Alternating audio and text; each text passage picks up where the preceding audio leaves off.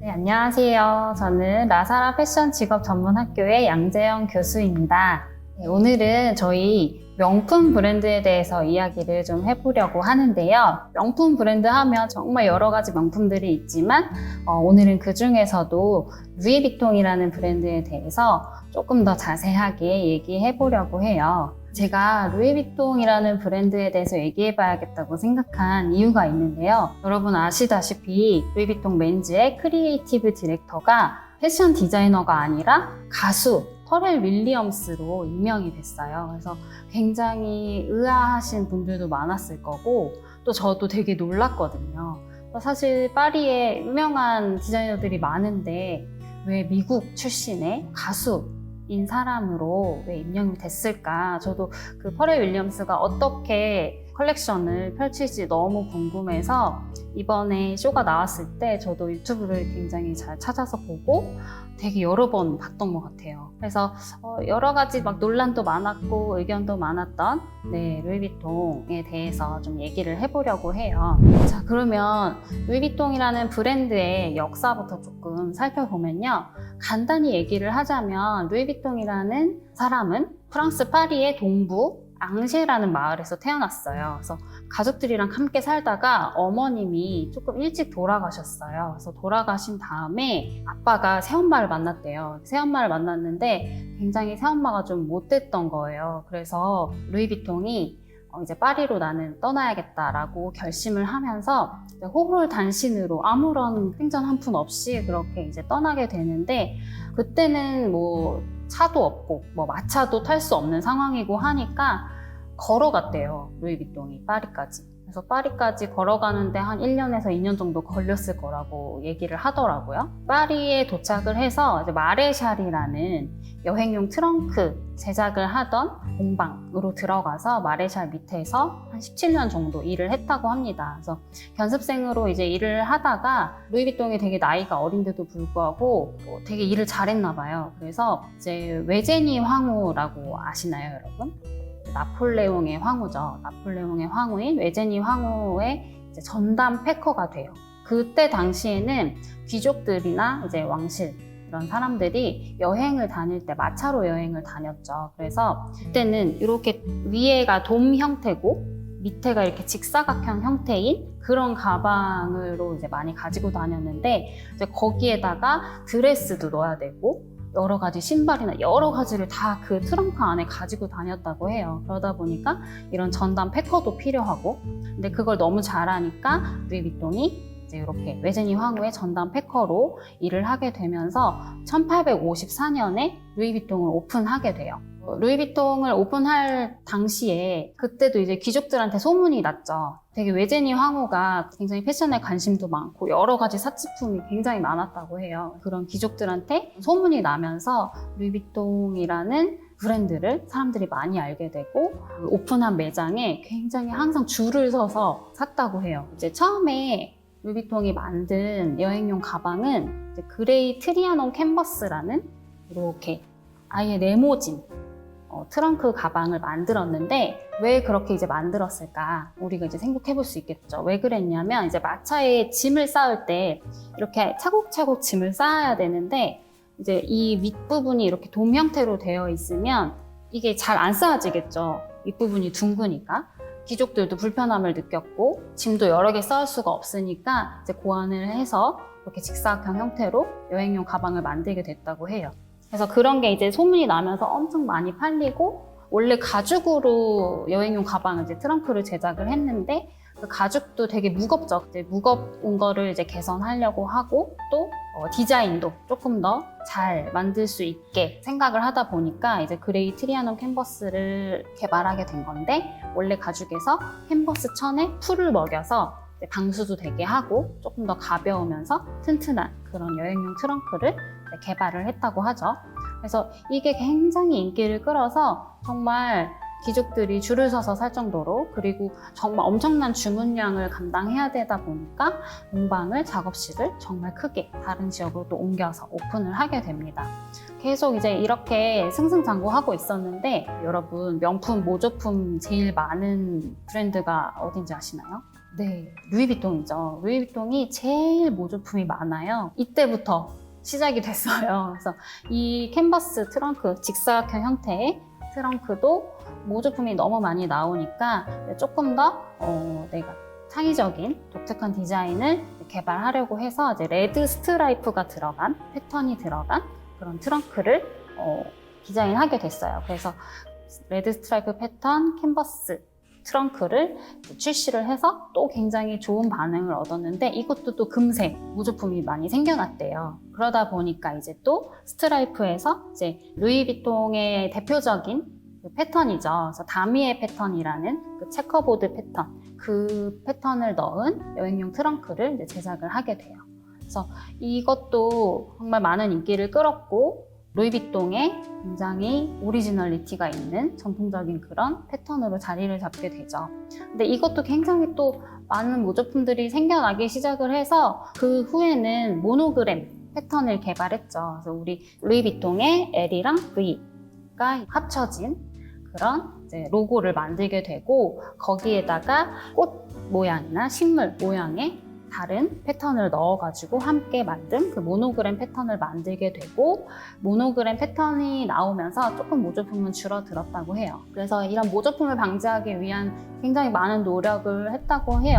처음에 나왔던 가방 라인의 이름이 이제 스티머백이라는 지금도 많은 브랜드에서 좀 사용하고 있는 그런 모양이에요. 그래서 여러분들도 보시면 아실 텐데 스티머백, 그다음에 뭐 키폴백 같은 거. 키폴백은 우리가 보스턴백이라고 부르죠. 큰 옷들을 담아야 되다 보니까 이제 또 운송수단도 조금씩 발전하고 하면서 조금씩 이제 가볍게 손에 들고 다닐 수 있는 그런 가방을 선호했다고 해요. 루이비통도 이런 작은 손으로 들고 다닐 수 있는 핸드백을 개발하기 시작했고 이제 여행용으로 손쉽게 들고 다닐 수 있는 키폴백을 개발하면서 이것도 정말 많은 인기를 끌었죠. 그리고 또 유명한 라인이 이제 PD백이라고 해서 오드리 헵번이 굉장히 이 백을 좋아했다고 하죠. 그래서 오드리 헵번은 조금 체구가 작잖아요. 그래서 오드리 헵번에 맞는 그런 작은 사이즈로 맞춤 제작을 해서 루이비통을 이용을 했다고 하고 우리가 이 스피디백은 여러분들도 많이 보셨을 거예요. 밖에 나가면 3초마다 한 번씩 보인다고 해서 3초백이라고 우리가 부르는 게 이 스피디백이에요.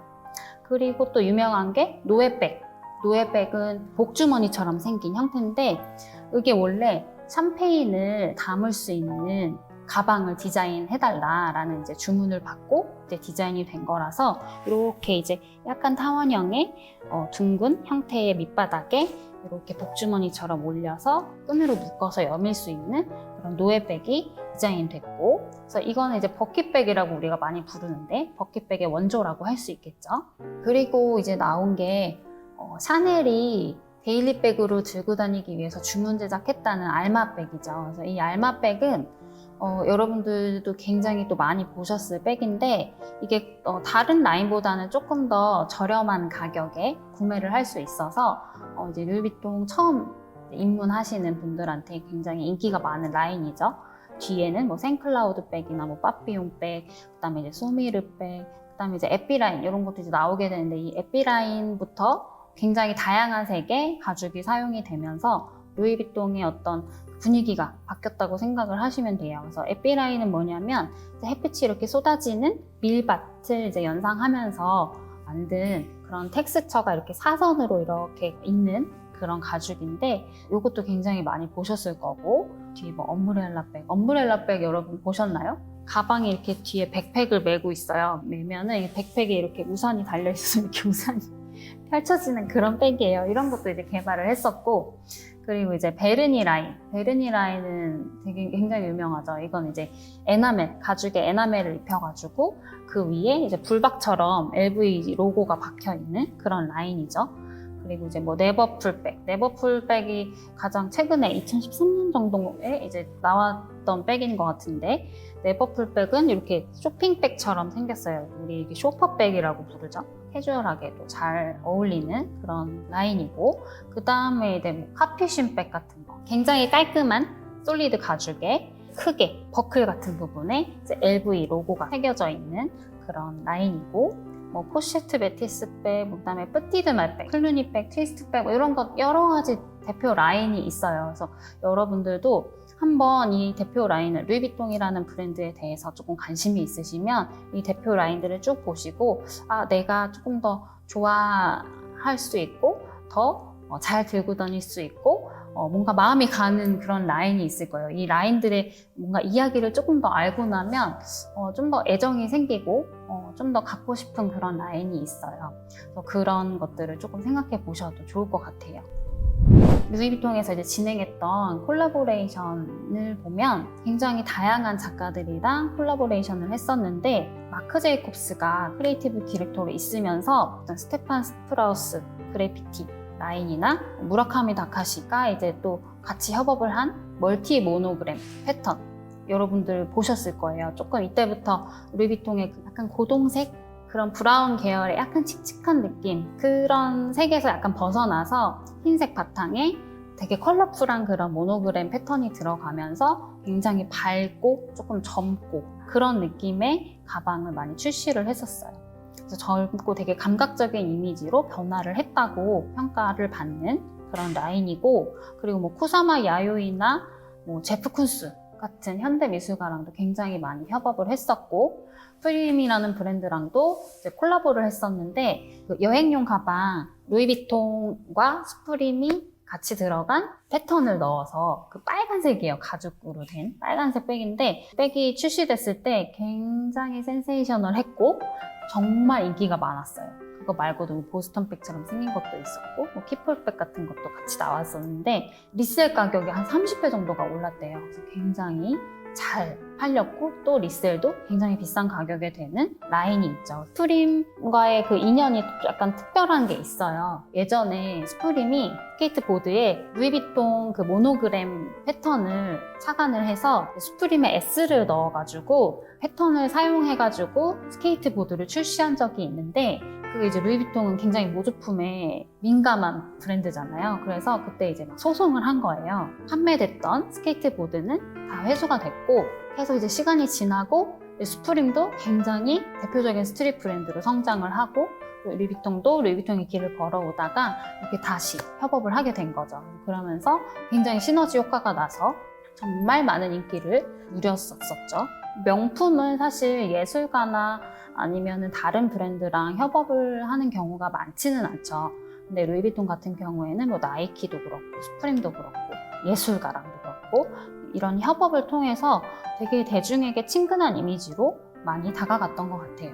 하이엔드 브랜드가 대중성이 있다고 하면 조금 안 좋은 시각으로 바라볼 수도 있겠지만 저는 굉장히 좋게 바라보고 있어요. 산업화가 됐다, 명품도 이렇게 이제 저는 생각을 하는데 대중도 굉장히 쉽게 다가갈 수 있는 브랜드로 자리매김을 한 것 같아요.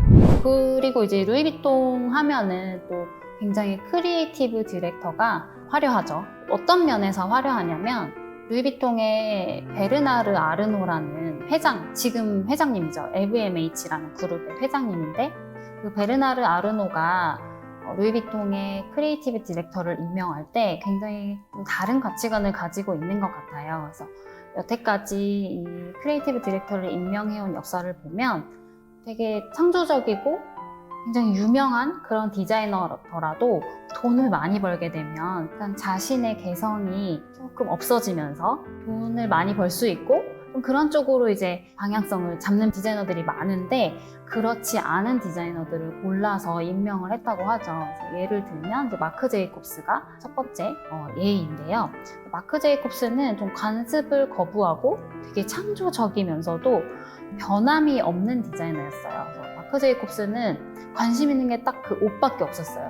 그래서 뭐 차, 집 이런 거에도 관심이 없었다고 해요. 그래서 돈을 굉장히 많이 벌었는데도 자신의 집도 안 사고 차도 안 사고 그냥 그림만 모았다고 하더라고요. 그래서 오로지 디자인만 했었던 사람이고 마크 제이콥스는 약간 발상의 전환이 굉장히 잘 되는 사람이고 긍정적인 사람이었다고 해요. 그래서 예전에 가위손에 나오는 여자 주인공이 있는데 좀 도벽이 있었대요. 그 배우가. 근데 그 마크 제이콥스의 드레스를 훔친 거예요. 근데 그게 이제 발각이 되면서 화제가 됐었는데 이제 마크 제이콥스가 그 여배우를 앰버서더로 쓰는 거예요. 이제 모델로, 광고 모델로 이제 활용을 하면서 굉장히 전환을 한 거죠. 이런 안 좋은 일도 좋은 일로 바꿔서 긍정적으로 처신을 하는 그런 사람이었는데, 마크 제이콥스를 크리에이티브 디렉터로 데려오면서 대중화, 그리고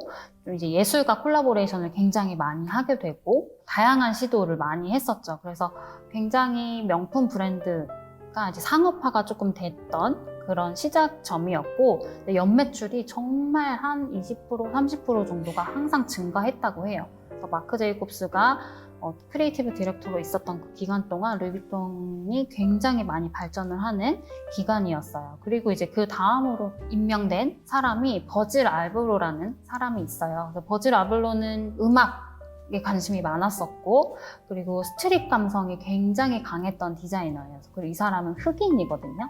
그래서 사실 하이엔드 브랜드에서 흑인을 크리에이티브 디렉터로 임명하는 경우는 사실 정말 없었는데, 이 사람이 최초 흑인 디렉터이자 스트릿 감성을 가지고 있는 사람이 이제 임명이 됐던 거죠. 굉장히 과감한 영입이었고, 이제 이런 하이엔드 브랜드, 루이비통이라는 명품 브랜드랑 그다음에 스트릿 감성이 적절하게 성공적으로 이제 이렇게 섞여지면서 우리가 이제 MZ세대, 조금 더 어린 감성의 소비자들도 유입이 되고, 또 이게 매출 성장으로 이어졌다고 해요. 그래서 버질 알브로도 굉장히 루이비통에서 정착을 잘 해서 이끌어오고 있었는데 갑자기 이제 그 심장암으로 죽죠. 그래서 조금 이제 크리에이티브 디렉터가 없었던 기간이 한 1년 정도 된다고 해요. 근데 그 뒤에 도대체 누구를 크리에이티브 디렉터로 영입을 할 것인가 굉장히 많은 고민 끝에 이 베르나르 아르노 회장이 퍼렐 윌리엄스라는 우리가 가수로 더 잘 알고 있는 그 사람을 크리에이티브 디렉터로 임명을 하면서, 사실 패션 디자이너가 아니잖아요. 패션 디자이너가 아니고 음악가인데 이 사람도 굉장히 패셔니스타죠. 감성 자체는 스트릿 감성이고 명품이랑도 친해요. 루이비통에서 퍼렐 윌리엄스를 영입한 게 저는 되게 신기했어요. 왜냐면 프랑스 사람도 아니고 미국 사람이잖아요. 퍼렐 윌리엄스는 또 패션 디자이너도 아니니까. 그래서 어떻게 이 사람이 컬렉션을 전개할지 너무너무 궁금한 거예요. 한 6개월 정도 준비 기간이 있었고 6월 정도에 이제 멘즈 컬렉션이 이제 시작이 됐죠. 그래서 나오자마자 저도 찾아봤는데 제 개인적인 의견으로는 너무 멋있었어요. 음악가다 보니까 직접 쇼 음악을 작곡을 했대요. 그래서 그 음악도 너무 멋있었고, 사실 아이템으로는 패션쇼에서 기대하는 이렇게 실루엣이 막 하거나 아방가르드한 그런 느낌은 없었지만, 그 컨셉 자체가 퍼렐 윌리엄스의 옷장에 루이비통을 입힌다라는 컨셉이었대요. 그래서 퍼렐이 즐겨 입는 옷들, 디자인들, 그런 거에다가 다미의 패턴이나 모노그램 패턴, 이런 것들을 정말 잘 활용하면서 그 하이엔드와 스트릿과 막 굉장히 정말 여러 가지의 그 이미지를, 그리고 본인의 어떤 개성 같은 것들을 다 잘 녹여낸 것 같았어요. 제가 봤을 때는. 저는 이번에 크리에이티브 디렉터 영입도 사실 베르나르 아르노가 잘했다, 그런 생각이 들더라고요. 오늘 이렇게 얘기를 들어주셔서 감사하고요. 루이비통이라는 브랜드에 대해서 알아봤는데 열심히 일해서 돈 많이 벌어서 루이비통 백 하나씩 살 수 있게 바라겠습니다. 네, 오늘 너무 감사합니다.